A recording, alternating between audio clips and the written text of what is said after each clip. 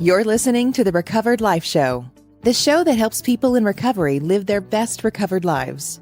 And here is your host, Damon Frank. And welcome back to the Recovered Life Show. We have a very special edition of the Recovered Life Show today, and I have some guests that are joining us. We're talking about the tipping point, the decision to get sober, making that decision to get sober. I am thrilled to be joined today by Recovered Life coaches Jeff Graham, Jennifer Salzman, and Holly Maddox. Welcome, guys, to the show. Hey, Damon. Good to be here. Good to see everybody. So we're going to jump right in here. I'm so glad to have you all here because you have a lot of combined experience on this topic about getting sober, being sober. And, you know, one of the hard things I think for people is making that decision, right? There's a lot that goes into making that decision.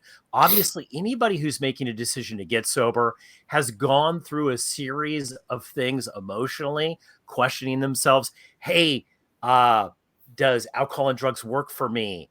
Should I still be doing this? And that inner fight.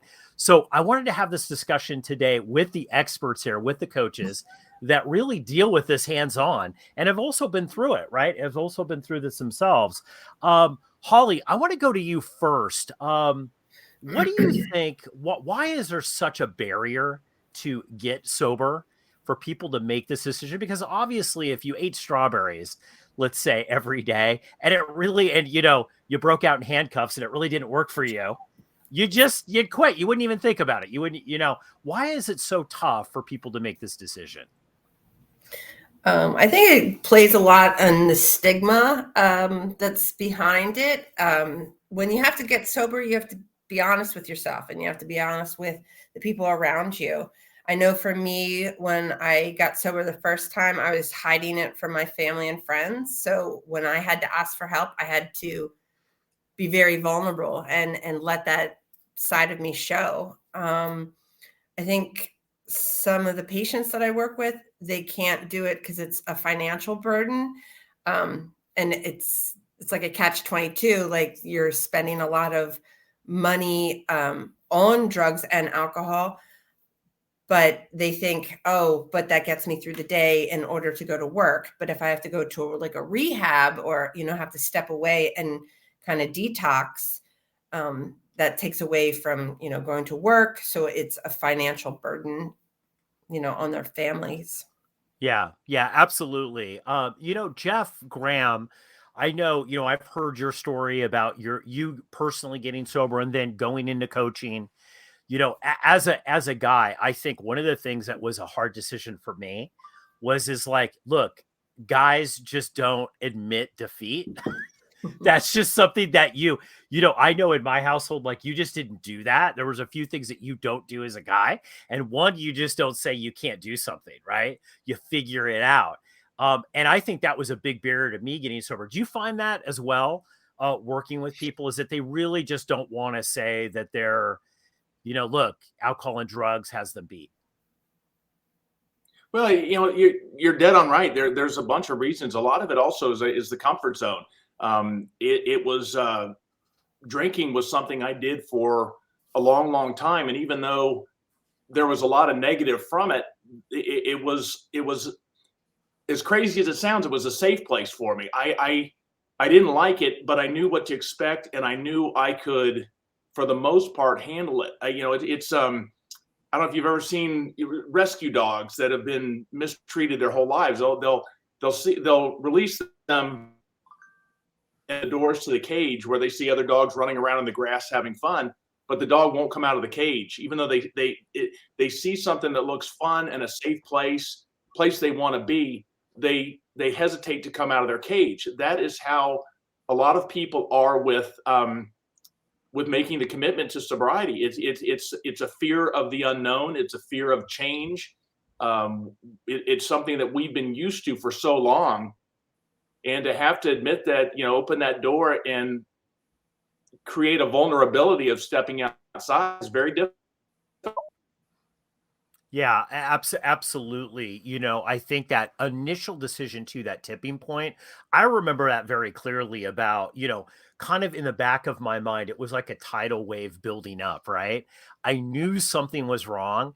I then had pieced together that alcohol was that something, but I just really, it took almost like a building up point for me to get to a decision where I could actually say, hey, you know what? Maybe this is an issue. Jennifer, um, my question to you is that what do you think it is with alcohol and drugs specifically that people really don't understand addiction? I was having a conversation with somebody the other day about doctors and about how really doctors really have like no training in drug and alcohol abuse, like an hour or two, right?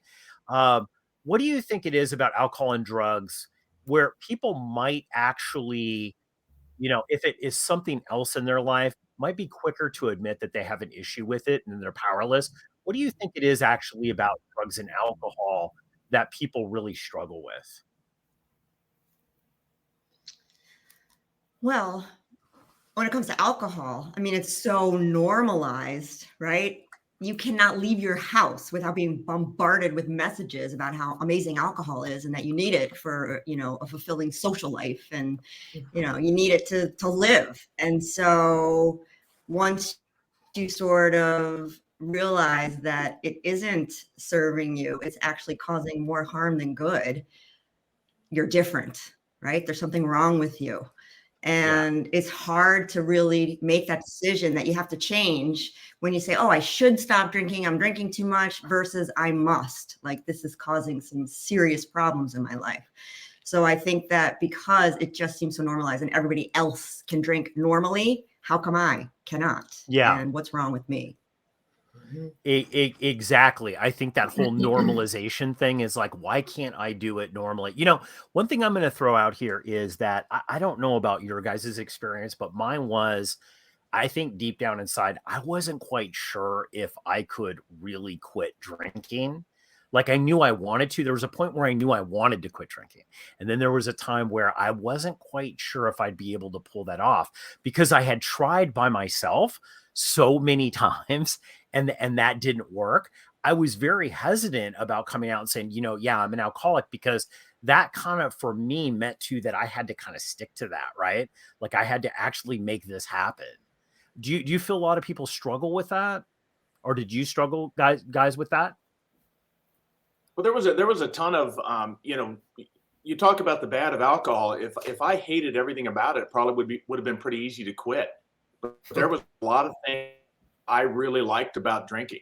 There was that relief at the end of a crappy day.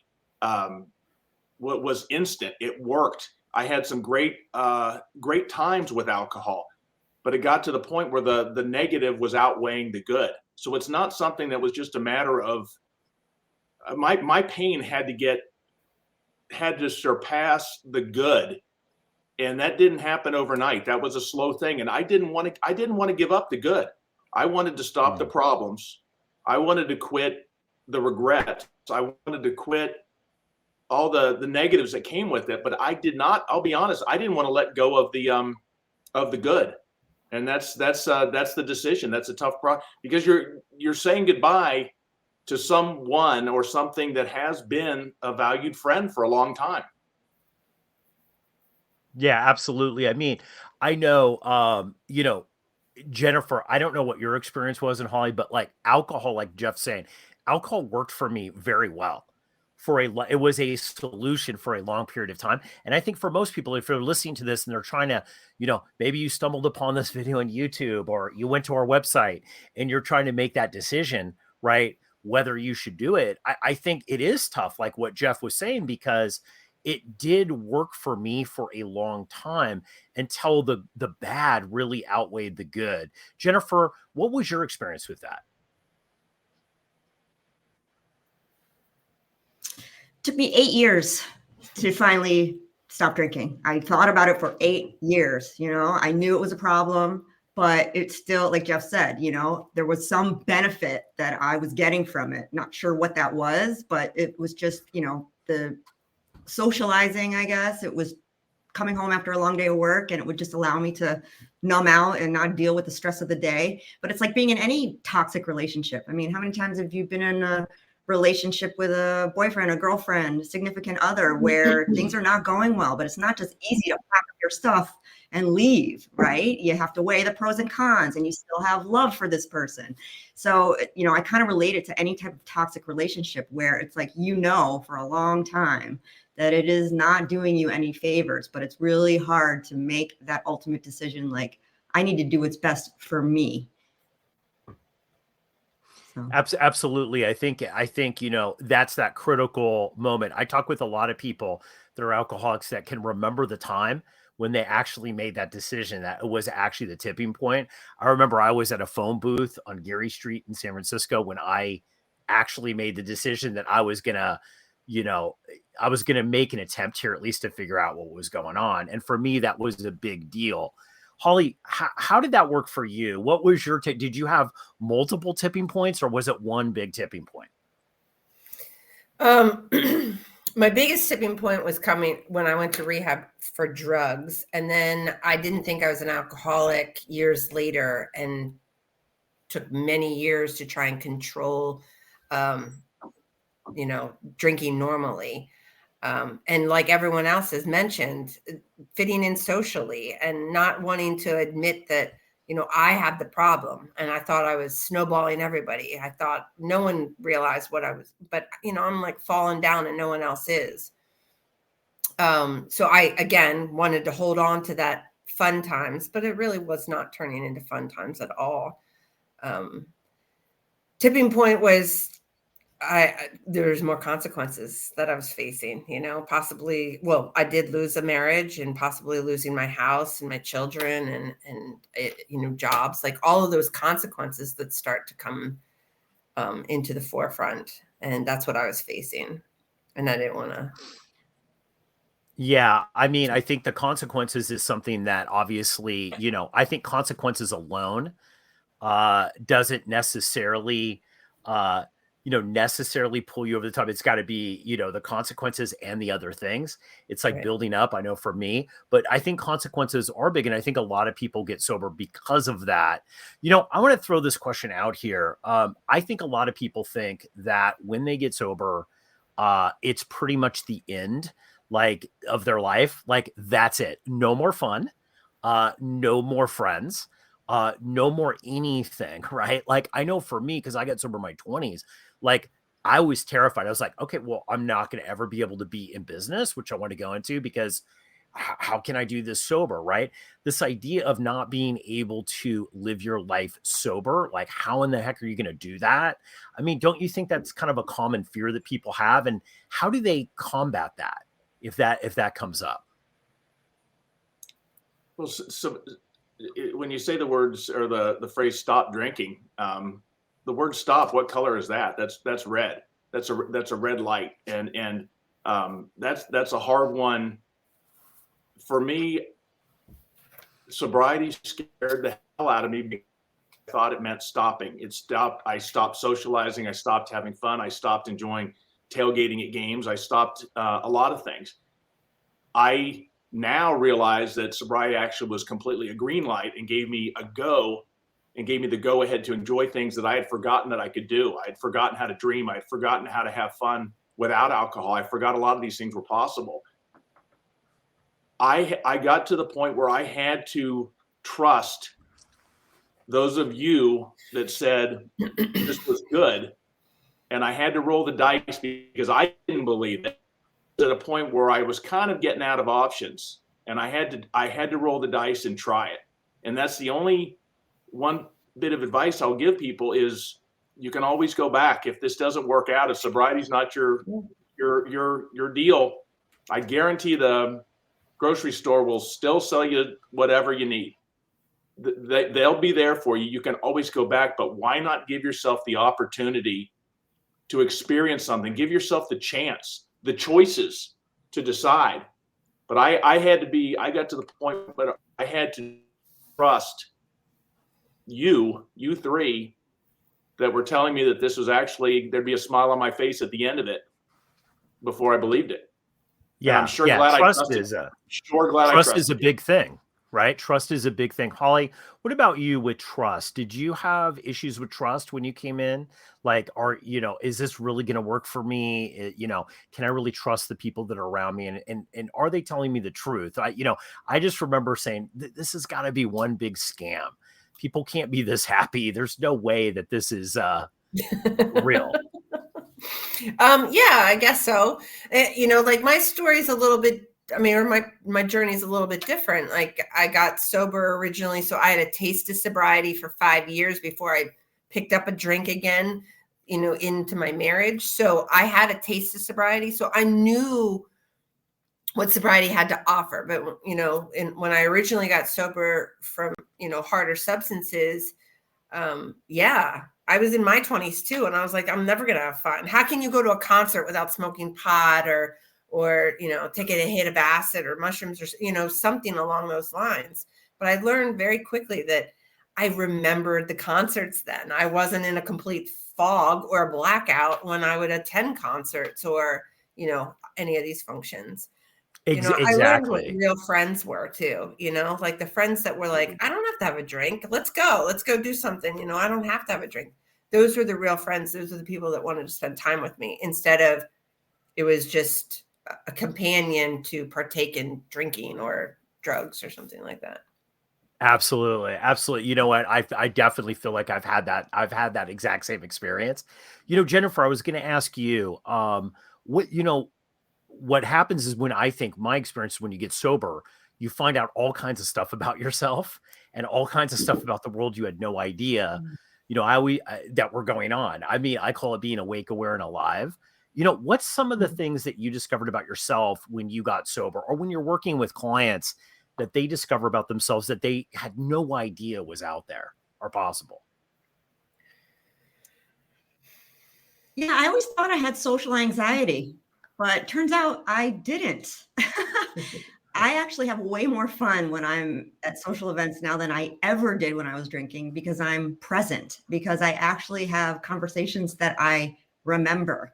And I also, one of the most amazing things in sobriety is noticing the little things. Like, because when you're drinking, not only are you numbing stress, anxiety, pain, whatever it may be, you're also numbing joy and happiness and true fun. So it's like I'll be walking my dog outside and just, feeling the wind, the sunlight, seeing him breathe and sniff. It's like it's joyful, just like the world around you. And those are things that I never experienced when I was drinking because I was all in my head or I was numb or I was just, I was out of it. So it sounds corny, but I mean, the joy of being sober is real.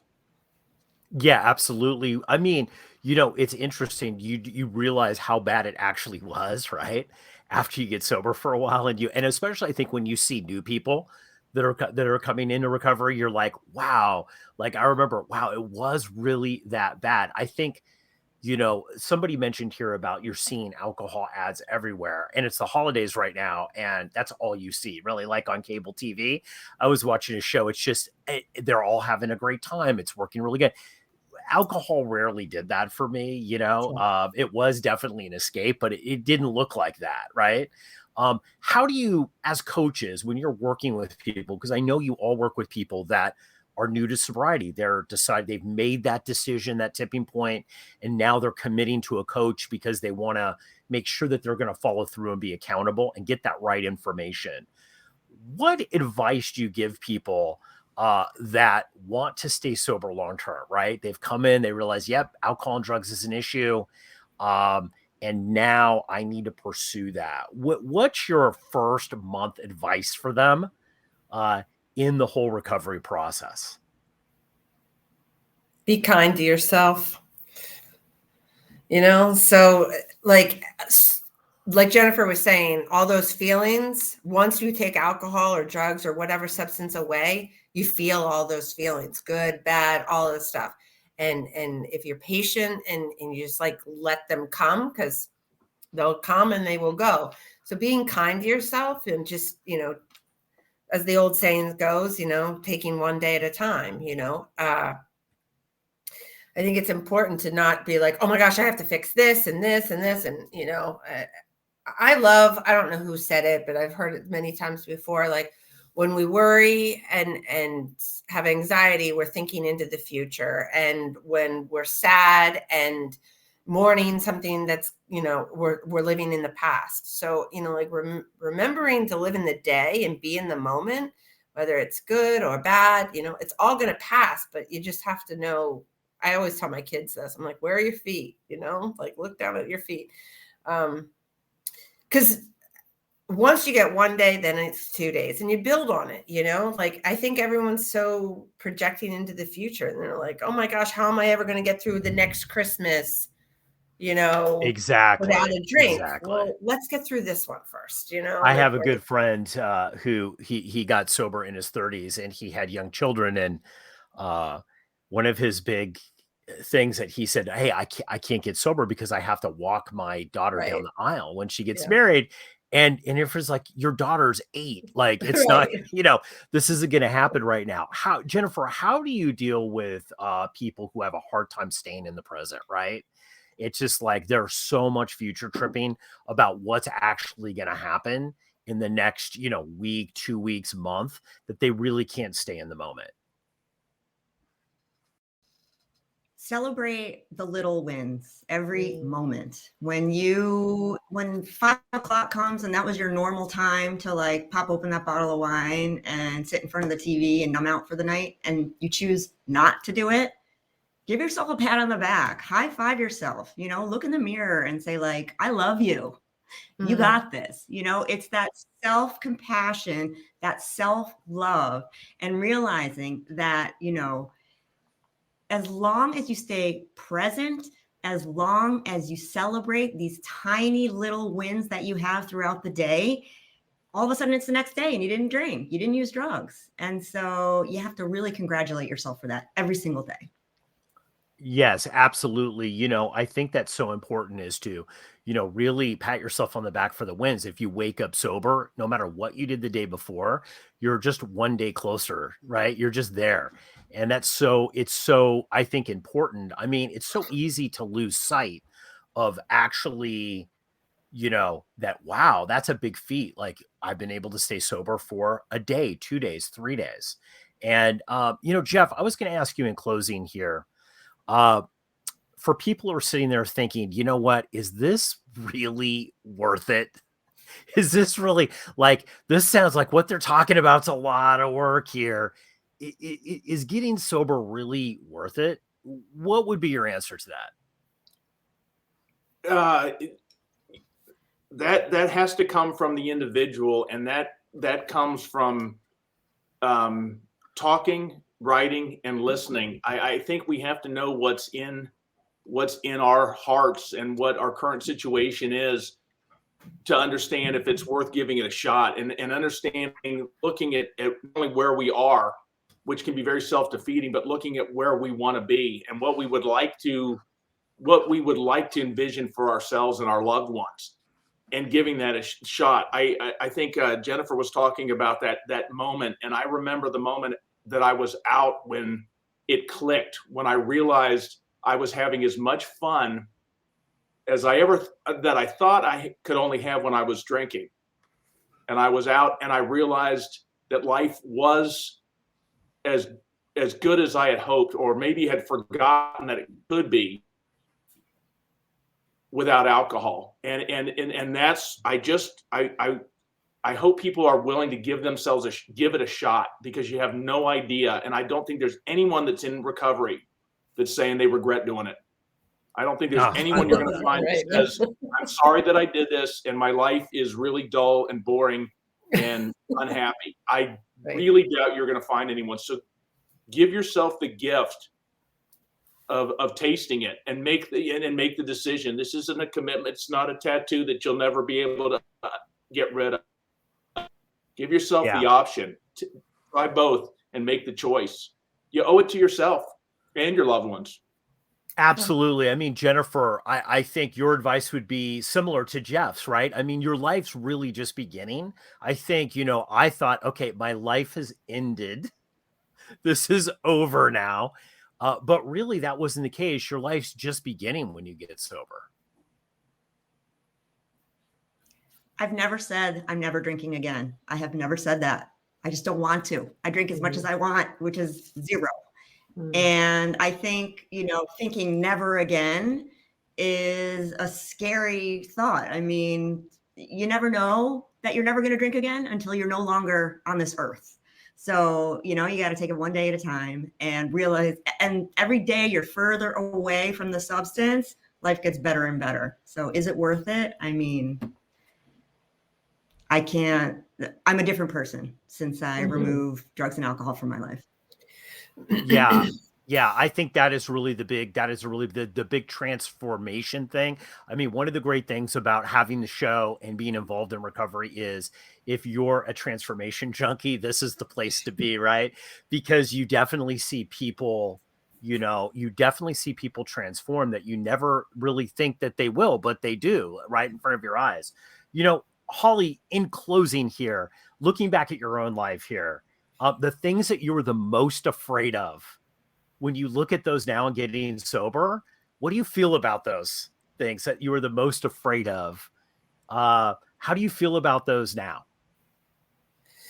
Like Jennifer was saying, I celebrate those wins. I became a completely different person. I tested my ability and my independence, and I never thought I'd be capable of, owning my own house and taking care of all the bills and the maintenance. And like my washing machine was leaking earlier and I got my snake out and I took care of those things. Those are all those little wins that I'm like, hey, I can do these things. And if I was drinking, I'd be on the couch and I would pretend that the washing machine didn't exist. So all those fears, those irrational fears, when you finally make the decision to get sober, I think they're not as big as we think that we make them out to be. And it's amazing what we all can conquer once we're sober. Absolutely. I look back and I say, oh my gosh, all these things I was afraid of. I kind of laugh at it now because it seems so ridiculous in hindsight, right? It was like, wow, like what was I thinking? But we know that, alcoholism, drug addiction is also a thinking disorder. We're not thinking clearly and we don't think clearly. So that reframing of that thinking in sobriety is so important. Guys, thank you so much for coming on the show today. I know I've learned a lot and I hope everybody that's listening, got a takeaway from this. I think would everybody, say that making that decision definitely worth it in their life? Definitely worth it. Excellent. So 100%. You guys, make of that what you will. Guys, thanks so much for coming on the Recovered Life Show. If you are making that decision right now and you don't feel like you want to do it alone, there's 3 amazing coaches here up on the stage. We're going to put links to how you get in touch with them, and you can set up a free call and just have a chat with them and discuss, is it worth it? What was their experience like? One of the great things about these Recovered Life coaches is that they're very compassionate, really good listeners, and give really great direction if you want to make that decision to get sober, to give you the best chance possible. So we'll put all those links there. I'd like to thank all of you for coming up and joining us today. Jeff, Holly, Jennifer, thank you guys so much for coming on the Recovered Life Show. Good seeing you. Keep the conversation going. Join Recovered Life, a community of like-minded people who are looking to live their best recovered lives. Membership is free, and you can apply at recoveredlife.us.